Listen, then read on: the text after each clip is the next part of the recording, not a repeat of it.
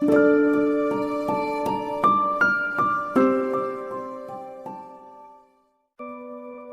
कभी ऐसा भी वक्त आता है जब बिल्कुल हताश हो जाते हैं और सोचने लग जाते हैं कुछ नहीं रह गया अब जीवन में, हमारे जिंदगी खत्म सी लगने लग जाती है। आइए हम एक एग्जाम्पल के थ्रू इसे समझने की कोशिश करते हैं। आप फर्न और बांस के बारे में काफी अच्छी तरह जानते होंगे, लेकिन क्या आपने कभी उनके उगने के समय अंतराल को नोटिस किया? हम फर्न और बांस का बीज जमीन में डाल देते हैं, प्रतीक्षा करते हैं उसके उगने की। फर्न का पेड़ 5 से 7 महीने के अंदर काफी बड़ा हो जाता है, लेकिन बांस का कोई पेड़ दिखाई नहीं देता है।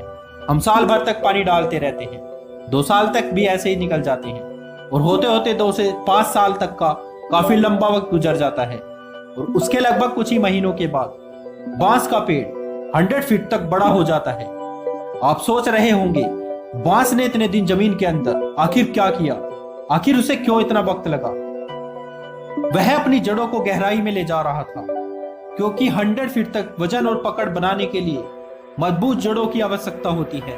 अगर जड़ें मजबूत नहीं होंगी तो वह गिर जाएगा। बांस को अपनी जड़ें मजबूत करने के लिए 5 साल तक का वक्त लग जाता है।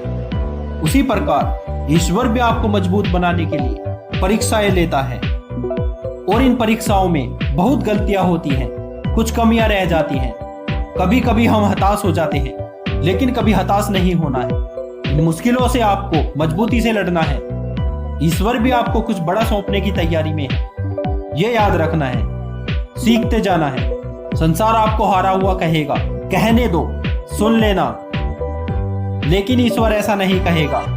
जिंदगी में बहुत सारे उदाहरण हैं जहां अपॉर्चुनिटी के सामने बहुत सारे रिजेक्शन आए हैं, और उन रिजेक्शन के बाद एक ऐसी सक्सेस मिली जिससे ये पूरी दुनिया बदल गई।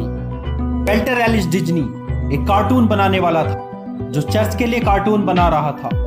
तब उसके पास एक चूहा आता है और वह आइडिया लगाता है क्यों ना चूहे का कार्टून बनाया जाए। और उसके बाद आप जानते हैं मिक्की माउस कितना फेमस हुआ। आपने मार्गरेट मिशेल के बारे में सुना होगा, जिन्होंने गॉन विद द विंड को लिखा था। जब उन्होंने अपने स्क्रिप्ट पब्लिशर को दिखाई तो उन्होंने उसे मना कर दिया, और वही मजबूती से पूरे वर्ल्ड में फेमस हुआ। आपने अलेक्जेंडर ग्राहम बेल के बारे में सुना होगा, जिन्होंने टेलीफोन बनाया था।